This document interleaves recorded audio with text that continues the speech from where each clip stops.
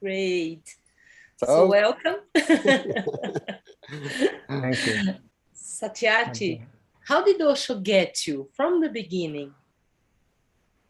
Okay. I was leading workshops. I was like 23 or something, and I was traveling California leading workshops and doing sessions. I was just traveling around, and I grew up in San Francisco, that area. So when I was 14, it was 1966, and Yeah. it was hippie times. And there was at one point, like when I was around 18, the Indian gurus started coming to where I lived. It's the Marin County over the Golden Gate Bridge. And I was going to see these gurus, I had a spiritual longing coming from a place of feeling like something was really missing. I just had a longing to meet people who claimed to be awakened. And Indian spirituality was calling me somehow. But every time I met these gurus, it didn't last long. And then I met Maharishi, and I became a transcendental meditation teacher. I went through like 9 months of what they called rounding, which was meditating all day long and doing yoga with 2,000 people in Spain and Italy. I saved the up guru, my money to do that with Maharishi and the guru of the Beatles, yeah? yeah, the guru of the Beatles. And but by the time I got like 3/4 of the way through it, I thought this is so full of shit. And I just didn't buy it. There was something about it. I just didn't buy into it. And also how we had to behave in order to become teachers. And I found it very affected, man. So then I left that. When I got out of that, I left it. I dropped that whole thing with him, with Maharishi. And I was in Marin, and there, it was all these gurus. There was Muktananda, there was Satchidananda, there was Yogi Bhajan, and of course Ram Dass. And I was going to them, but I was not really impressed by anybody. Nothing pulled on me. So at one point I thought, well, maybe I made a mistake. It's not really Indian spirituality or gurus who I'm drawn to. I tried and it's not happening. And then suddenly I was doing workshops all around California leading, and people started coming to my workshops in San Diego. I decided to stay in San Diego because I just decided I liked it there. And they were coming to my workshops, and they were in orange and they had malas. This was 1975.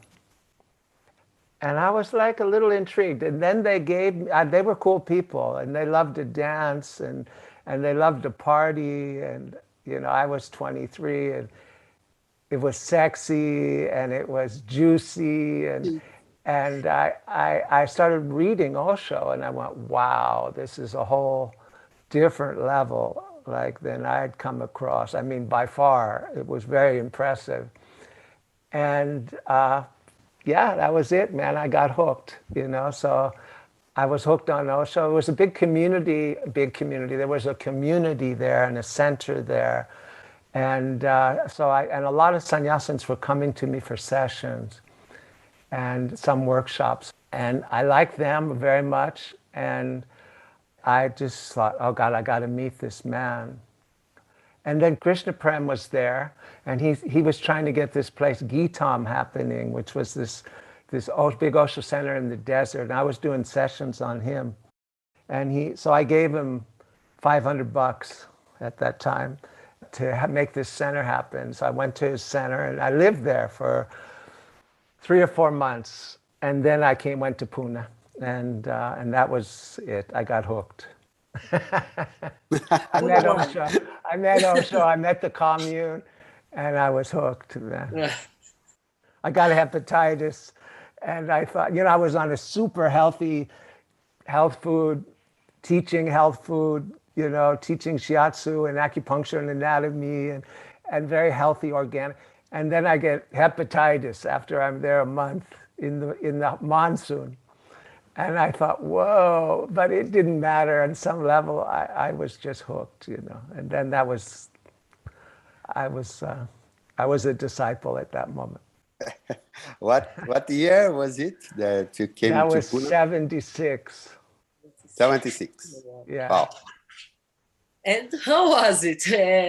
Did you take sannyas, and what's the meaning of your name? I took sannyas. Yeah, of course I took sannyas. I was dying to take sannyas, you know. And it was, you know, and meaning of my name is divine seeker of truth. And, you know, and I was very ambitious and very go for it and all of this. And then Osho told me that my name meant you seek truth, but you have to learn to be receptive. That's the only way you're going to find truth. So he kind of threw me in like from my kind of assertive going for things to he totally turned it around and said, look, you have to be receptive. And at that point, you know, I was seeing Osho like everybody else. I was going to darshan. I was in the lectures. I was in the commune, and the commune was wild, as you know and heard, and it was just a wild place, man, and the groups were really intense. And that's what shook me too. Osho gave me some groups, and I started doing the groups, and I worked with Tirtha, and I got my ass kicked, man. It was the first time in my life somebody really pointed out how arrogant and narcissistic and full of shit that I was, you know. I never got that feedback before. In fact, I thought that I'd meet Osho and he'd kind of recognize me, you know, at that point in my life as somebody, you know. And it was anything but that, you know. It was like, but I was gone on the commune and I was gone on Osho. So I stayed there, and then Osho told me to do my work there. So I was doing sessions with the Rolfers and steady. And then I started teaching body work there, teaching dance workshops there. So I was doing my work there, and that was, and learning a lot, you know, because there was so many good therapists, so many good body workers, and we were all sharing, you know, because nobody was competing for money. And so we were just sharing. So we were sharing stuff together. And in that way, I learned much about the work and how to work with people. But at the same time, I was mesmerized by Osho, you know. And first, I wasn't afraid of him at all at first. In fact, in my arrogance, somehow I came to him and he gave me sannyas, and then he asked me what I did, and I told him, and I said something. It was also involved Reichian work. I asked him if he knew who Reich was. And of course, he's read everything on Reich, but what did I know? You know, I didn't know that. And then he said, he just nodded very, very like this. He didn't say anything. He just went, very small little nod. And then I started telling him, and he was very patient with me, you know, at that moment. And then I took sannyas, and then I lived there the whole time, you know. From that point on, I lived in the commune. Whenever the commune was available, I was living in it and being with Osho. And I was doing work in what they called the group department in those days, and meditating with everyone, and you know, the wild sexual scene that was there, you know, just being part of that. And that was extremely exciting and heartbreaking and painful and everything all at once. And also with Osho, you know, I had just a longing to try to find ways to get closer. And, you know, and of course there was this kind of scramble amongst many sannyasins to get physically closer, you know, to sit closer, to be closer. So I ended up getting a job as a guard, a kind of samurai-ish guard in lecture, where I was close, and then a darshan lifter, where, you know, when people had energy darshan, they had 6 lifters, and then you would stand behind them and hold them. So I got to go every night to Darshan and do that job, and that was amazing. I was like really touched and moved and everything, you know. It wasn't just I was touched and moved. You know, I went through ranges of emotion because I had a longing to kind of melt into Osho, but of course, like everybody else, it really, in one level, it didn't really mean being physically close to him. And yet it seemed like when I was physically close to him, of course, I got more of a transmission from him, which was actually true, especially in the darshans. I would get these transmission because I was in this energy event that he was creating, you know, where he did the strobe light and then the crazy music, and he did all that stuff, and it was like a madhouse, but it was so beautiful. So Punawan, that was Punawan, and Punawan held a lot, you know. It really woke me up to community, also what it meant to be in a sangam and to live with people and work with people and make lots of friendships and meditate with people and work on ourselves as a group and mirror each other, you know, just mirror each other in so many ways, like many, many ways. And that I fell in love with too. I fell in love with living in that kind of intensity and yet softness. And it was so much fun, and yet it was also intense in terms, the intensity had to do with that it was very confronting, and at least for me, and I'm not speaking alone. It was very collectively very confronting, and there was India also. Suddenly, I'm living in India, and that was real India too, because in the 76 to 81, that was really India, you know, with lots of bullet carts and not many cars, and there was cars, but and the roads were really quiet and lots of rickshaws, of course, and it just had with the whole thing with all the shacks on the river that sannyasins were living in,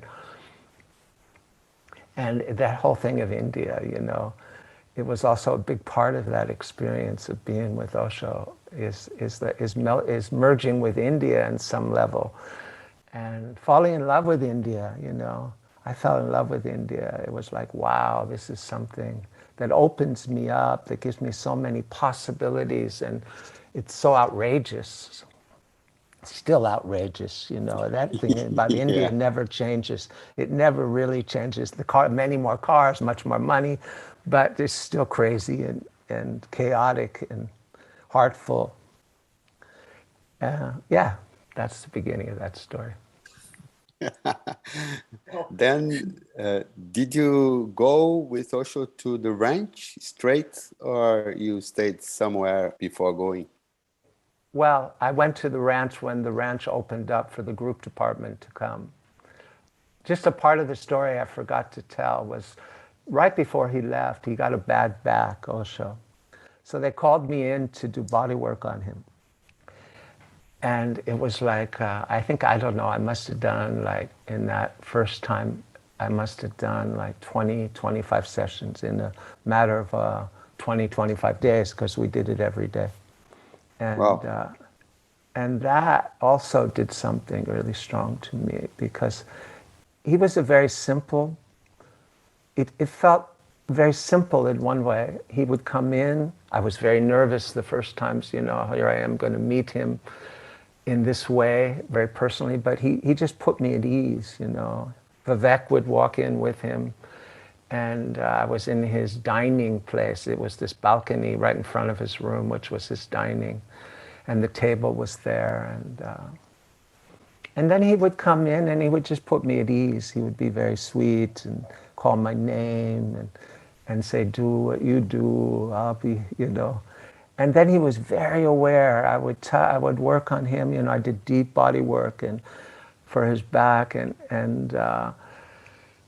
he was like, pain point. This is a pain point. Should I tell you where all the pain points are? I said, yeah, that's great. And so pain point. Why is there a pain point there? Is there a pain point there because of the left side of my brain, I'd be working on the right side of his body. He would be asking me questions like this, something with the left side of my brain. Or, he'd be asking me questions and not necessarily waiting for me to answer, I don't think, because I often didn't answer them, and sometimes I didn't know what to say. But the fact of the matter was, when I was doing the sessions, I wasn't nervous at all. I felt very, very relaxed. And I wasn't even high. I wasn't even getting a contact high. I was just doing the work. And then he would, at the end of the session, he would get up. I would ask him how his back felt. We'd look at it, evaluate it a little bit. And then he would just, Vivek, he'd put his shoes on. He had a lungi, and he would take with one hand this lungi. He was wearing shorts underneath. He'd take with one hand, just go right down to his waist, like really fast, while he was with one talking. hand. Yeah, just go like this. One hand. And he would roll it under with one hand while he was talking to Vivek and me. And I think Amrito was there because the doctor always had to be there at that time. Always, actually. And when he had medical procedure. And then I'd walk out and I was stoned, man. I was so high. But when I was in, I wasn't high. But when I walked out of Latsu house, I was high as a kite. But in a very different way, it changed me, because usually me being high, I was like gregarious and outward and extroverted. But I wanted to just kind of be in my room and meditative and just feel it. I didn't want to like be amongst people and get asked a million questions about it. I just wanted to be with myself, and it was very unusual. And it was, I think, the first time in my life at that stage that I had that I had this real desire, longing to just be with myself and swim in my own. In that case, it was a kind of bliss, but a very soft, silent bliss. It wasn't like an ecstatic kind of bliss. It was a very soft, silent kind of bliss. And it happened every time. It was every time. There was no exception. And it also, what it did is and he talked to me about the work and what to do. And when I'm teaching people, he gave me suggestions of how to teach, what was this and what was that from receiving the sessions. And so he was also very aware to support me in that side of my life, which was such a big part of my life at that time. And I'm telling you all this, but at the same time, Sushila, I don't know if you remember her, but she was a big Jewish girl, like Diksha was a big Swiss Italian girl who ran the kitchen. Sheila was that same type of real powerful, manipulative, vindictive, but he put those kind of women in charge. She was in charge of the group department. And I was lifting in darshan. I was doing sessions on Osho. I was sitting close because I was guarding and she said, "You got to drop one of these things. It's too much. It's not okay." So she was fucking with me, man. She was like doing this whole thing just to fuck with me. I was so upset. And I went to Lakshmi and to Garima. I said, "That's not okay. Is that okay? That is so not okay." And I said, "I'm not giving up any of it. If he wants to tell me I have to give it up, that's the way it is. But you can't tell me. She can't tell me." And so they were on my side, luckily. But from that moment on, she worked me over whenever she could. She just worked me over. So there was lots of sides to it. It wasn't just bliss and, I'm working on Osho, and it's all sweet and harmony. It was, it had all the sides. It had jealousy. It had all this stuff, and at the same time, it just opened me up in a way that I had never felt before in my life. And it was all to do with Osho. Also opened my heart to him. So when I was in lecture, I felt so much more open to him. Or when I was in darshan, I would feel this heart opening to him that I hadn't felt before. And that was very special. Very, very special. And of course, the women were just trying to get my hand. They just wanted me, you know, because I touched Osho. Every day I came out touching Osho. So it opened me up on that to the commune in many different ways, you know.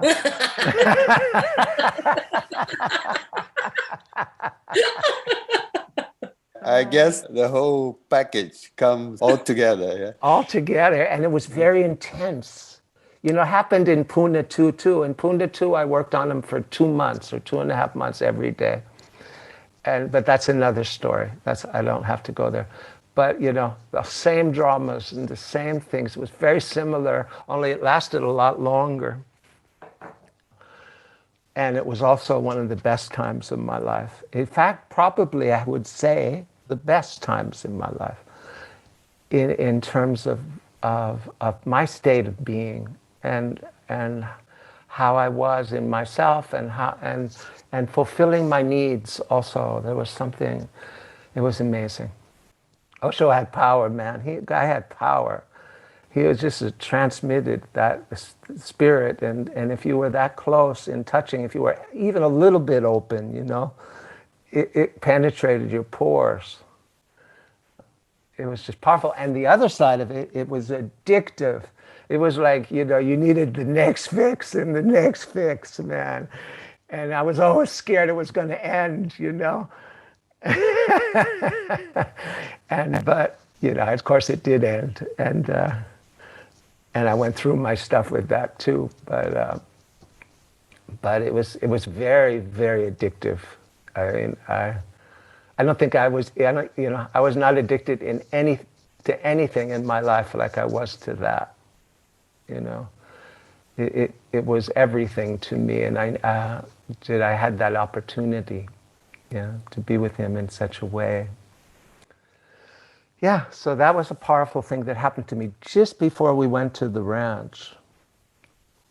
And then I didn't go directly to, they went to New Jersey, right? They flew to New Jersey, and I went to Amsterdam and started doing my trainings in Amsterdam, which I was very happy. And I had a huge sannyas scene there. Like, they had the jail. I don't know if you guys knew about that, but they took over an old jail, and 500 people lived in it. Was it called Mystery School? I don't remember what it was called. It was kind of 3 buildings. Yeah, and it was huge, man. Yeah. Yes, I've seen that place. Okay. And there was like 400 or 500 people there, you know, and there was the Orange Full Moon Festival, so they like thousands of sannyasins came. So I went there and I did my things, and I really had a good time there. Really good time. In fact, when they called me to go back to Gitam was the place where all the group department happened. Before we went to the ranch, we all went to this place in Southern California called Gitam. And that Krishna Press created, where I gave money at the beginning. Except for then the group department took it over, and we had our group department there, and we stayed there a year, and then we went to the ranch. After that first year, we went to the ranch and dropped that place, and there I was with everybody else. And how was it in the ranch? The whole thing, with the whole thing, the beauty. I got to the ranch on the first big festival they had. That's when the group department came up, man, and it was raining and it was muddy. It was sunny and raining and muddy, and everybody, like all these people that I used to know that were dressed in robes, were dressed like cowboys and driving their big machines. These are the guys that actually started building everything before we got there. And I hated it. I hated it. When my first impression, I hate this. I didn't like the vibe. I didn't like the property. I was like, oh no.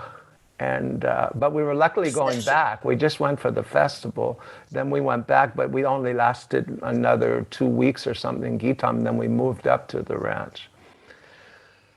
And it took me a while, man. I remember Sheila coming to me because Sheila had something with me. She really liked me for some, yeah, she did. She liked me. And she came to me and said, you know, how do you like it here? You know, in front of lots of people, how she did in the eating area. And I said, to tell you the truth, I don't know yet, man. I'm not feeling it right this moment. She said, that's okay. I give you time. But then, you know, then we started, me and Buddha started working together, which we were doing already a little bit. We were doing it a lot in Gitam. We started doing trainings in what they called the multiversity then, and they still do. And that centered me there. Then I got very centered through the work, you know. And those trainings, those rebalancing trainings were like so popular. There was, you know, always 40 people for 4 months, 6 days a week. And that was like, that kept me centered in the work and that whole place. And I had like my place. And I was very lucky. And so I had my room to myself. I had my own room. And that was really a luxury on the ranch. And, you know, everybody shared a room. Not everybody, but almost. And so I had my own space there, and that was a luxury for me. And then I started enjoying the ranch. It had it's not something, I can never say I fell in love and felt totally at home in the ranch, like I did in Pune 1, or even Pune 2. But I learned to love it in my way. And, you know, Osho wasn't very available either for a long time. He'd go by in those drive-bys, you know, and do this out of his window. And if you were playing an instrument, sometimes he'd stop and do it with you, you know. But it was just it was like a flash. He wasn't really giving I mean, he did go through some lectures. He did do some personal kind of smaller lectures in his house. And so there was times when he was more available on the ranch. But you didn't get a lot of Osho for a long time in terms of him personally. And I think I missed that. I missed that kind of softness. It wasn't soft, it was intense. And the land was hard. The big muddy ranch, man, was like high desert. It was basically high desert, you know. And it was not a nice piece of property, but I mean, we made it nice. And then the politics started getting stronger and stronger, you know. Then Sheila started getting more authoritarian, more intense. It was always intense, though, around Osho, the mamas, you know. Who he put in charge, that was, I think, a device. And they were very functional. They could do things, you know. They were extremely functional, these girls. And it was also a device to just work us poor peasants over, you know. You know. But yeah, there was a lot I loved about the ranch also. You know, I loved my lifestyle there. I loved the commune again, and the beautiful people that were there, and working on ourselves together. You know, we weren't meditating so much on the ranch. There wasn't much meditation for the people working. It's like the work was the meditation. And I was just given an opportunity that was so beautiful to develop the trainings. And we had the choice of all the best therapists. So Osho told us, you know, we should always bring in therapy once a week to these rebalancing trainings. So we could take Tirtha, we could take Amitabh, we could take Turiya or Vasumati, or we could take Rajen. And so we had this for free, you know. They all came in and did great therapy on the people, but also on us, you know. We weren't out of bounds. Sometimes we'd get in the thick of it also with them. Yeah, and that way it was so beautiful for me. And, you know, and then so much happened, you know. It was like, so much happened. Every day was so full. And yeah, and I was young, you know, and we get up at 6, get on one of those school buses and do gachamis. I would do one session before a training that lasted all day, and then I would do 2 sessions after the training, And then they would send me to the disco to work in the disco dealing blackjack at night, you know. So you were working all the time. And the collective energy of a commune like that, of all those people doing that, just kept you going. It wasn't that I was tired. Then I'd go home with somebody, you know, I'd go home with a woman at 11:30 at night and get up at 6 the next day, and it was like every day, you know, there was no days off. So that energy was so full, and it was so big. The commune energy was so big. I don't know how many people were there. Osho always said 20,000. I doubt that was that many people there. I think at any given moment there was 5,000 or 6,000, and then the festivals there was 20, maybe. And there we were, you know, doing that, and when the ranch was over, I wasn't sad about the ranch being over. I was like, you know, I was great to be there, but if it came to an end, I was just like, oh, hallelujah, man.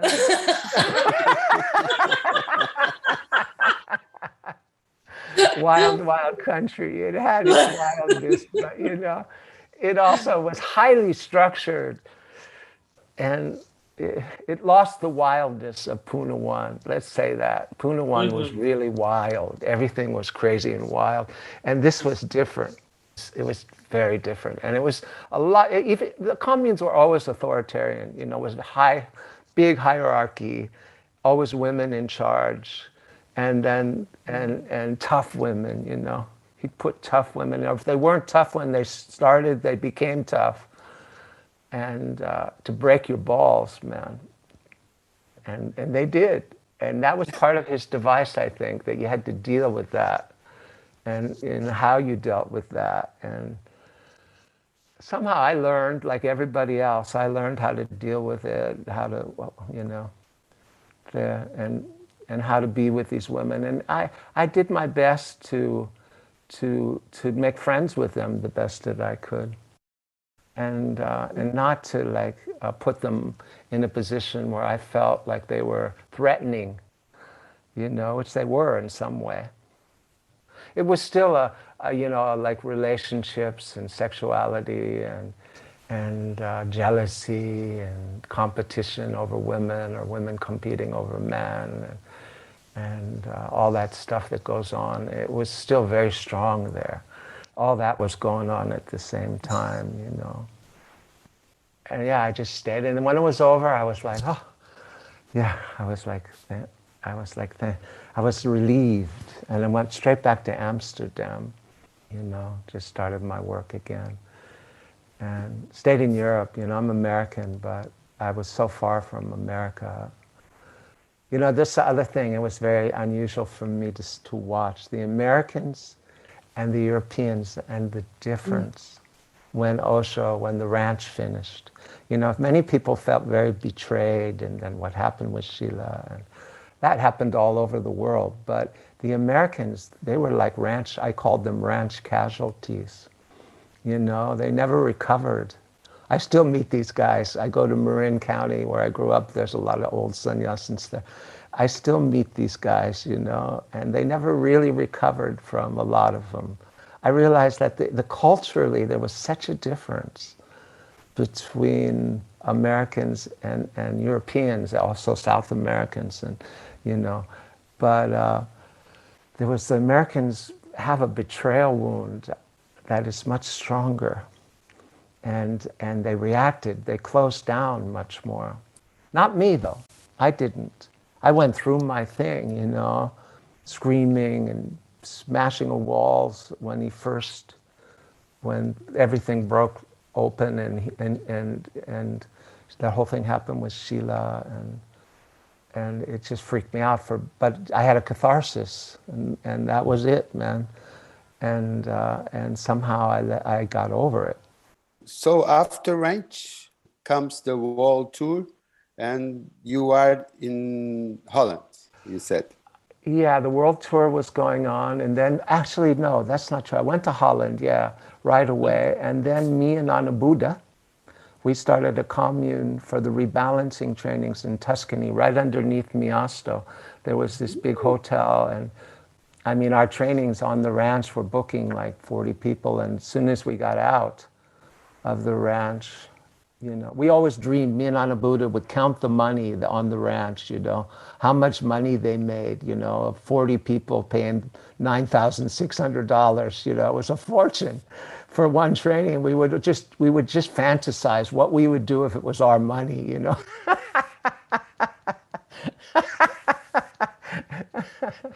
And suddenly it was our money, man. And we had 40 people, and then we found this place in Tuscany, and it was connected to Miasto.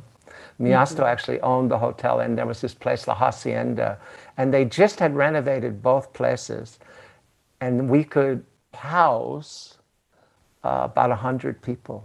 Isn't that amazing? And so we had a staff of 26 people, and we could pick and choose whoever we wanted because all the communes were finished, and we paid everybody, and who didn't want to come to Tuscany and be in such a scene, you know? They only had to work 3 hours a day because 26 people supporting 40 people, there's not that much you can, you know, they didn't have, but we just wanted the people. We wanted to have all these people, and we did.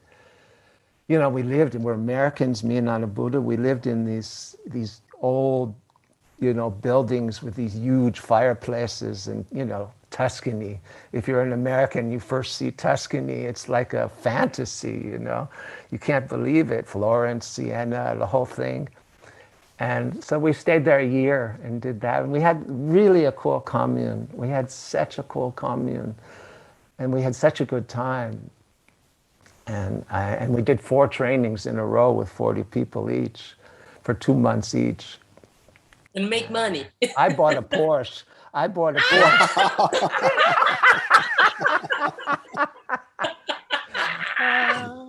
Cool.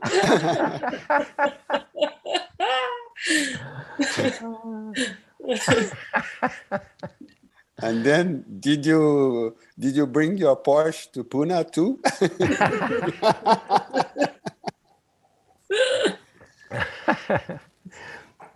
No, then the whole thing, of course. Actually, we left. I left and went to a Byron Bay and did another training. Me and Anna Buddha started fighting after it finished, and so we went our separate ways. And I went to Byron and did another training and stayed there 4 months. And then Pune 2 started, and then I got called to come there, and went there, and that was an adventure in itself. And that was a beautiful adventure. You know, that was very different than either Pune 1 or the ranch. Even though it was in the commune, like, you know, it was in Pune commune, and yet, you know, it was a very different time. So, and it was very exciting to be there for me again, to be amongst the Osho and to do our things there, you know, and just to be in the commune and to be able to be with Osho every day again. And that's where the second thing happened, you know. But there was a part of me, I remember being there, and then I had left Australia and I was in a training for voice dialogue when they called me.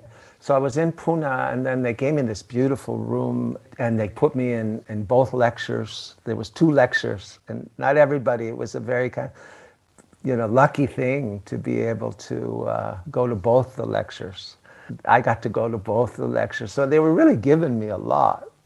But at the same time, I had this thing that I was going to stay in myself. I wasn't going to get, and I wanted to go back to Australia and study with Hal Stone and his wife to finish this voice dialogue training.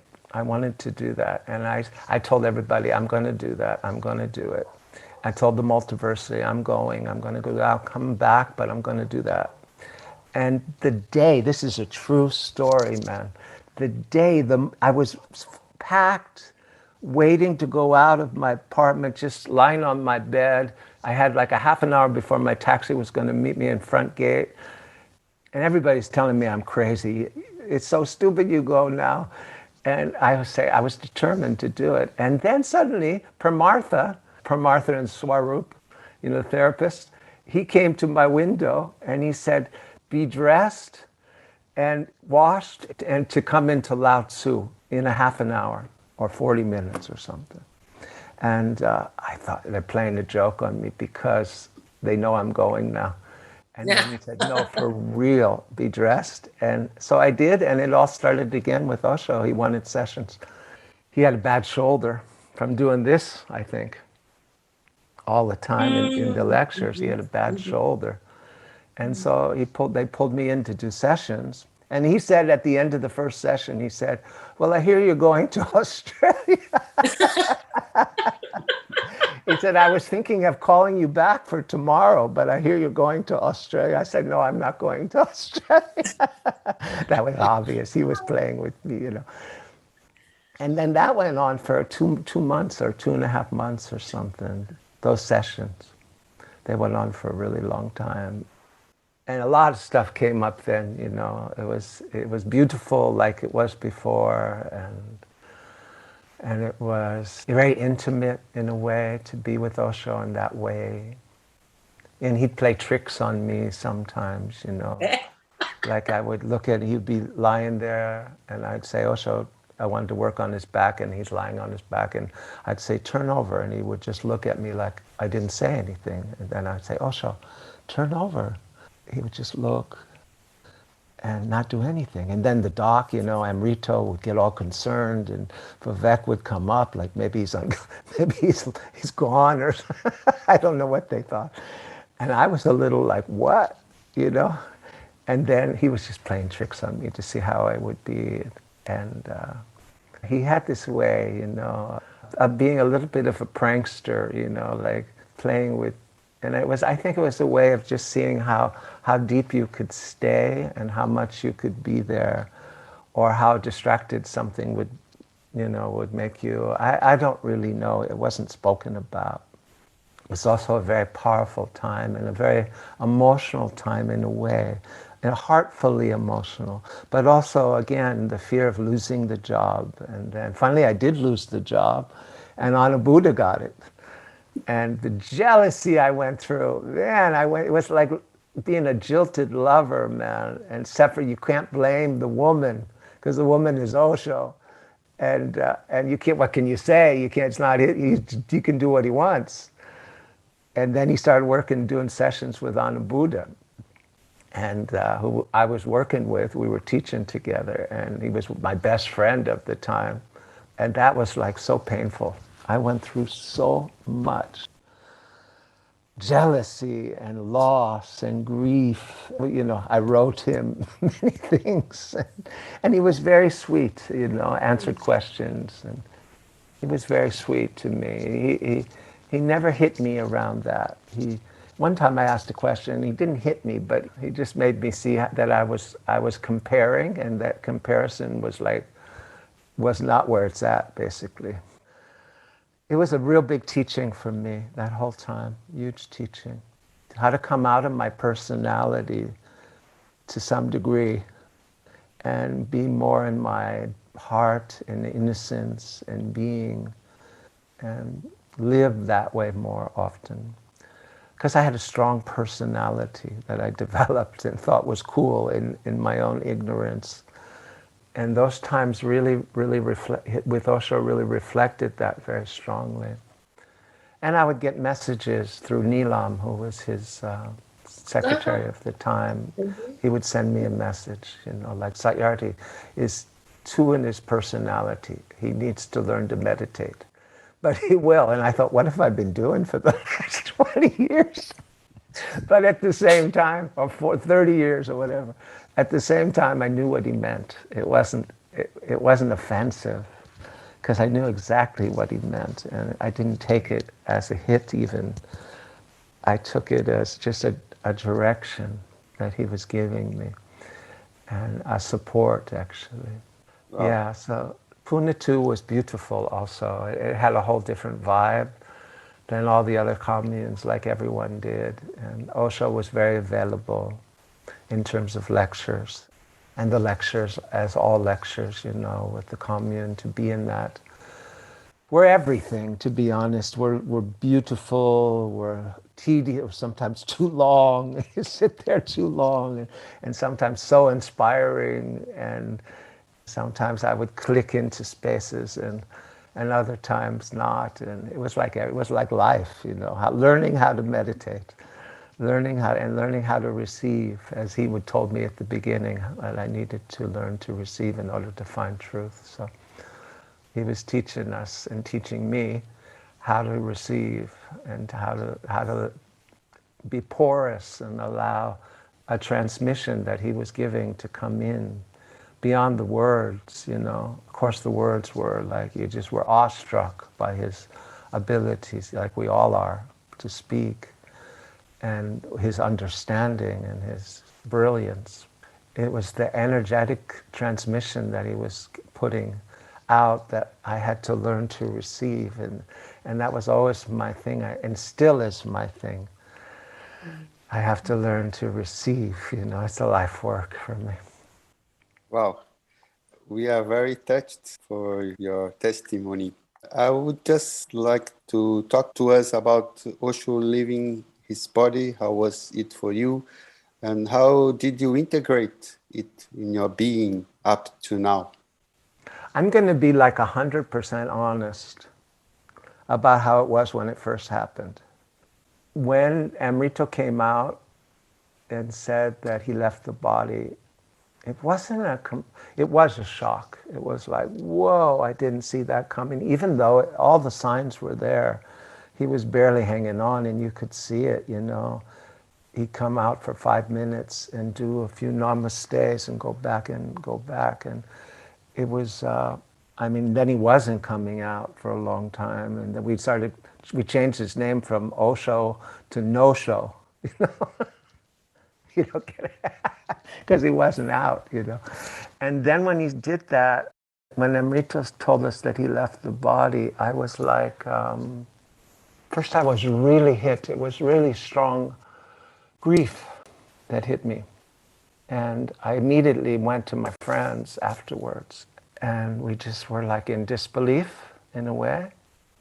And then it turned into like this, me and Anabuddha, you know.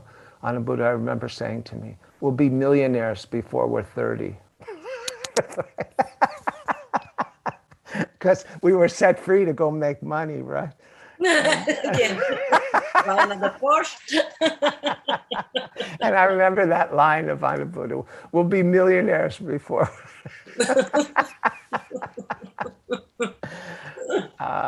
And there was this sense, one part, there was a sense of kind of relief because of the pressure, the intense pressure that you, in some way you don't even know you're under. Mm-hmm. It's like a fish in the ocean. You don't know you're really in that level of pressure until the pressure cooker starts to, and so he left the body, and I felt like, and then what happened is it became, and this was a collective experience, it was my experience, it became one of the most beautiful months I'd ever lived also. People came from all over the world to Pune, and the structure fell apart, and the hierarchy fell apart, and everybody was in their heart, because everybody loved Osho so much, you know. And I went through a period before that happened of grief, where I cried quite a bit. Because I'm a crier, I'm very emotional. And so you too, I cried quite a bit for a period. I felt the loss of him, and I missed him. And I knew I was listening, you know, it's not about his body, you know, he's there for all of us without the body. And I understand that. But the physicality was also something for me that, you know, we all were very deeply impacted. But people came, you know, thousands of people came from everywhere, and everybody was in their heart. I never experienced that large group of people so deeply in their heart, never in the commune before, all at once. And it was really full of love, the atmosphere, and it lasted for and people were vulnerable. And, you know, and in that vulnerability, their heart was open, and it lasted for, I forget exactly, I would say about a month.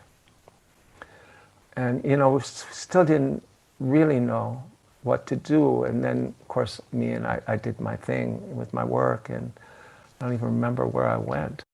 That was after Pune too. Where did I go? I forgot. But how I've integrated it. You know, we listen to Osho every day. I listen to Osho every day. I do a meditation with my wife, Subi, and I listen to Osho every day, and it keeps me connected to him.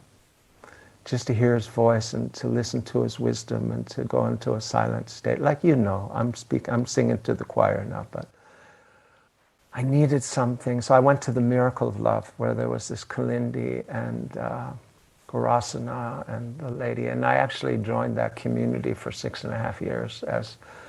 Dropped my name, they made me drop my name, became Dylan, and kind of surrendered to that for 6.5 years. The woman I went there with was a sannyasin, Spanish. She's still there, and I see her occasionally because I go to Denver. They're in Denver. I go there to lead the Path of Love, and I see her every year actually. I'm doing my best. I dropped out of that. I learned a lot from that, but it was no Osho. It was powerful for me, but no Osho, these women. I'm not looking for a master now. I'm not looking for a Muji or somebody else right now. And part of me longs for that, and I'm 70, I just turned 70. So there's like what comes, and this could be maybe the end of this whole interview, but what comes up the strongest for me and is, I put so much work and so much energy into my work, so much around marketing it, and I love it. I love my work, and it's a contribution, yeah. And I love the lifestyle that it gives for me, and I teach a lot of people, and blah blah blah. It supports people, and it's a contribution, and it's a need I have to contribute, and it gives me a great lifestyle, and I really love it. But there's another side of me that says, man, I'm 70 years old, and hey, I'm listening to him this morning, and he's saying, you got to put all your energy into becoming awakened if you want to become awakened. And I'm realizing, hey, maybe I should drop this work. And I don't know, I'm not looking for a master, but just go for my transformation and the last years of my life, however many years that may be, just put it all into my transformation. And however I find my way to do that, through meditation, through therapy, being Jewish, I like therapy, through whatever comes to me, whatever I discover. So that's how I'm living it right now. But that's a split in me. That's a split. The seeker is calling on me. Osho's calling on me when I listen to him, and he's saying, put all your energy into this. And it was one time, I'll finish with this, one time, man, I wrote a book with Rakesh called Living in Balance. And somehow the publisher, which of the book, we had a dedication to Osho, but the publisher, before he published it and printed it, took the dedication to Osho out. Wow. So then we were in Pune too, and we sent it to Osho. And Osho, he didn't give a shit about the book. He just wanted to see the dedication. It was dedicated, and it wasn't. And then he smashed me. He said, what do you want to get successful and famous? Is that what you want?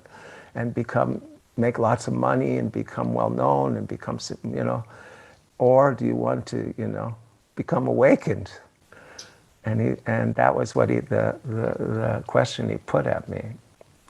And I have to say, when I'm speaking to you right now, and the last while, that's exactly the question I'm asking myself. And yet I am doing what I'm doing. But I wonder myself, man, am I courageous enough in myself to drop a lot of this works, which gives me a lot, and just find ways to just work and work and work on myself and live the last 15, 10, 5, whatever amount of years I have, just working on myself. And that's somehow Osho calling me, I feel, calling on my spirit, and not letting me just cruise. Okay. First of all, I want to thank you for your loving sharing and your sincerity also. You opened up and you're really true with us. We thank you so much. Thank you guys really for Yes. inviting me to this. Yeah, really, I was very excited about it happening, and Wow. yeah, I Me was too. very excited to be able to share, and Me so too. thank you guys. Thank you Me guys. too. We were very nervous just before. Yes, a little bit. Oh, really? Huh? How did you Not get my? now. How did you get my? How did you think of doing it with me? How did that come? Well, we just go around and see people who were meaningful to us, we had interviews already with Vasant Swaha. I don't know. He was a Yes, I bodyguard know. there. Yeah, I know. But He has his own people now. yeah, And also Prashantam Chandrika from the Human University, Maniko, the singer, and so yeah. many beautiful people. So you also Helped out. part of it, part I of it. work with massage too. She's a body worker. Oh, good, man. And I heard about you since long time ago. Oh, good. And where you guys live in Brazil? I'm in São Paulo. You in I, São Paulo? You too, I Bill? no, I live in Porto Alegre. That's the very south. Okay. Okay. Okay. So I want Satyarthi, to. she No, wants I to want ask to you. only question about your work, fluid body. It seems to me so different to rebalancing in fluid body. It's like an evolution. And how can you explain the deepest touch and the fluid touch in the body? Ah, God. My work is not called Fluid Body. It's just a module of my work. It's called Fluid Okay. Body, a 6-day module. My work I call myofascial energetic release. Okay. And the fluid part is I work a lot softer. I go deep. It's deep body work. Fluid body is a lot of joint movement and bringing fluidity throughout the whole body through the joint movement, and moving joints throughout the body, and integrating that with the deeper touch. But now I work with deep touch, connected deep breathing, and myofascial unwinding. So it becomes very energetic, actually. There's the energetic part. Okay. But anyway, thank you for asking that. Okay. Are you guys friends? Yes. Yeah, You're sure. friends for a long time? For a long Yes, time. for a long time. Long time. And what gave you the thought to start doing these interviews? Well, first I felt the need to share, because Osho gave us so much. And then I called Divya because she came after. Yeah, she came after Osho left 1996. his body. And she has the same passion I have for Osho, the same feeling. So I called her straight away and said, let's do something. And then it all started by itself. We always feel that we are not doing it. We are just beautiful. scared. Yes. Wow. Yes. Okay. I don't know how long we're going to do. We had already 57. 7. 57. And they go out on Facebook and YouTube, huh? Yes, Facebook, mainly in Brazil. There are 2 Facebook groups, more than 100,000 people in Brazil. Wow. So we do it live. We record interviews. Either we do it live with Portuguese speaking people, or if it's English speaking, then we record it and put subtitles. Yes, and then That's we a open job. it live and then show the interview. Yeah, that's Okay. how we're doing. We are getting very much openness from people usually. 100,000. That's huge. Yeah, that's the group where we share it. Yeah, there Yeah. are 2 Wow. groups of That's 100,000. a lot. But usually it goes around alive, it goes from 20 to 150 people live. Then afterwards go like ripples, Yeah. Right. More and more views. I count these views. We reached 73,000 people, or views, not people, up to now. Oh, cool. So we keep going. Cool. Okay. Cool. Okay. Whenever you come to Brazil, let us know that we're Okay, I will. come to hug you at least and have a cup of tea. Okay. Okay. Thank you. Thank you so much. Ciao. Ciao. You guys. Ciao.